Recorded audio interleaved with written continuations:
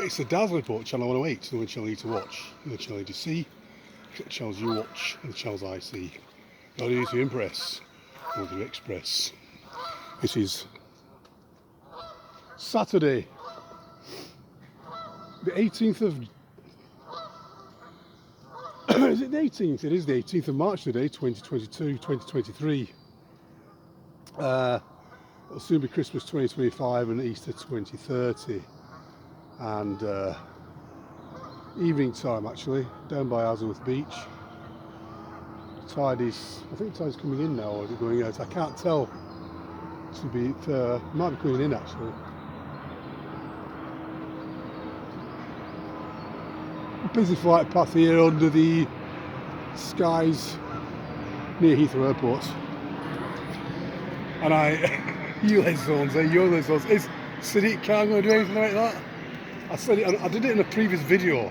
I haven't even uploaded it yet, but I do have a bit of a rant about ULEZ zones, and you will see it because I'm going to post that. I'm actually going to put that first before I put this on. So yeah, so I said in the last video, which I haven't yet put up, but it will be when this goes up.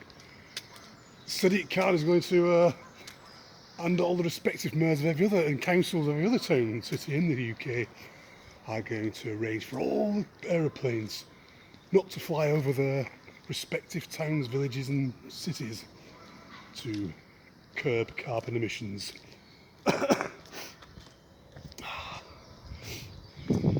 Well, ultimately they want to stop flying anyway, don't they? They want to stop people from flying. They want to stop people from moving. They want people to just stay in the designated areas, human settlement zones, C40 cities, or whatever they call it. This is what they want to do. And the only way we can experience the wider world is through virtual reality, through the metaverse. And they can alter that accordingly, couldn't they? They could actually give you a complete illusion of what the world's really like out there. This is what they want to do, but they're going to fail. And I'm not going to go on about that now, because I'm done moaning, you know, I'm done complaining. It's just negative and depressing, black pills, you know. There's enough of people doing that already. The doom and gloom merchants, you know, and the truth and conspiracy and freedom movements. I don't really like to label, there's no label for it, it's just people looking for answers. People, the question movement, you could say, the question movements are more accurate. But you've got the doom and gloomers, haven't you? Oh, it's all going to shit now, you know. I mean, we know loads of people are going to die from the triple arm finished, quadruple arm finished, triple dart finishes here.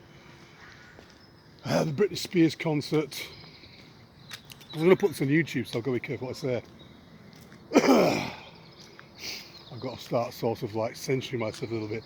The previous video, I'm not going to put on YouTube because I went off on one.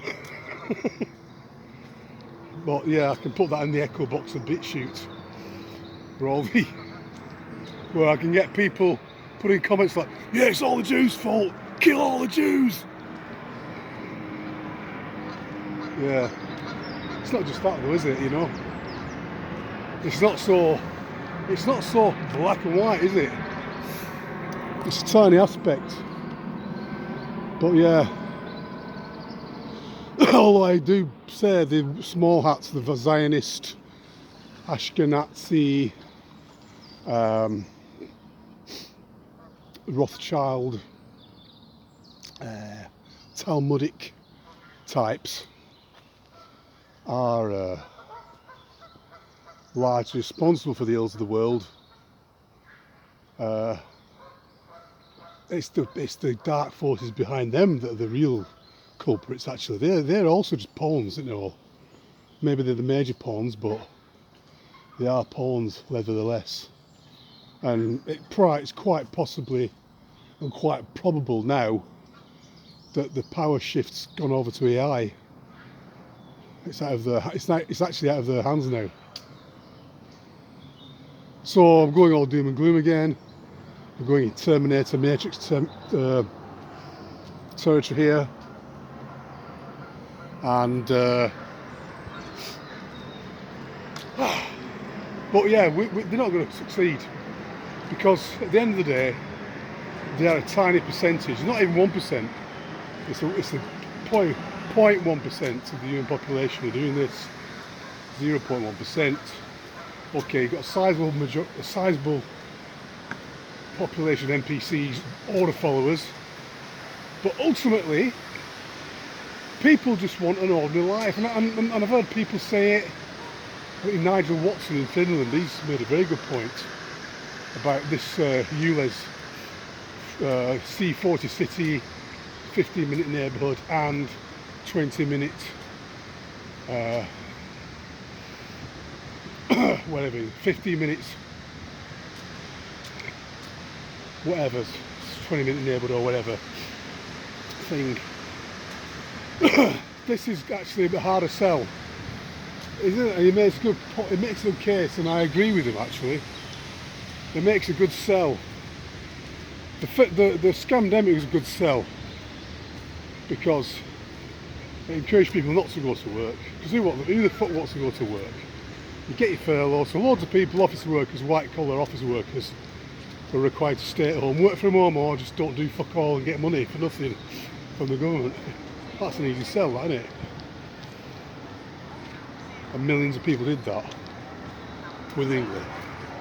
And of course they're all fearful of catching this lurgy that they were fear-mongering people about, fear porn. But when it comes to stopping people from driving the 4x4s and stopping people from going on holiday and stopping people from doing business, because a lot of people require travel to business, to do business, trade, and you know, you got the middle class people who've got homes in other countries and families too, you know, the nuclear family split across the world, you know, family members living in, say, Canada, some are living in Canada, some are in New Zealand, some are in France or wherever. If you're going to stop people from seeing the family, I mean, this is effectively what they're trying to implement is the climate lockdown now, and it's a permanent lockdown.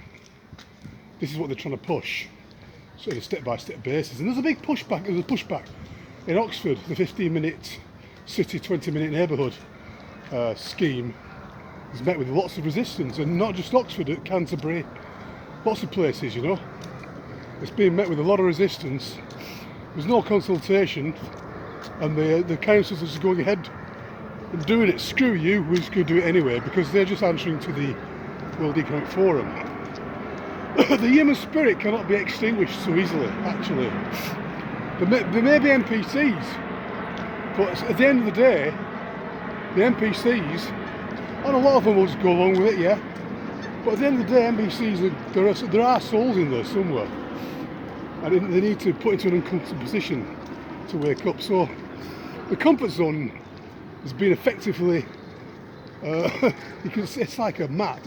The comfort zone is like the proverbial mat or the proverbial cushion under the arse of humanity, under the arse of mankind, if you want to put it in proper English, proper terminology. And the comfort zone is the proverbial cushion on the big fat heart of the human race and of mankind, and it's literally being pulled from under them. It's a good jolt, and actually it's a good thing. This is the catalyst. The whole shit that's happening now, the whole shit show that's unfolding now, really is the catalyst which will start a revolution.